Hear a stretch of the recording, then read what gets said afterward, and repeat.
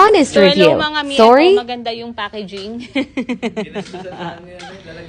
O yan, guys. 166 pesos. Meron ka ng 1, 2, 3, 4, 5, 6, 7, 8, 9, 10, 11, 12. O, 12 peraso, guys, ha. Wag na masyado. O yan, pakita ko na sa inyong quality. Walang halong etchos, charot, mga mi.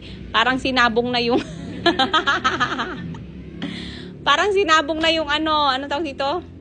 Manok na pinagkuhaan nito, guys, ha. Pero mga mi, dahil nga 166 lang, anong aasahan natin, mga mi? Ayan, kasi 'di ba, siguro mindset nila magdudumi rin naman. So, ayan, okay na 'yan. O mga mi, 166, 12 peraso, mga mi, ha, yan. So, guys, ayan, kung gusto nyo rin ito, mga mi, ayan, i-check nyo na sa yellow basket. Hindi ko sure, ha, guys, kung anong, ha? Ayan, itetest ng kapatid ko. O mga mi, ayan na, magta-try na siya.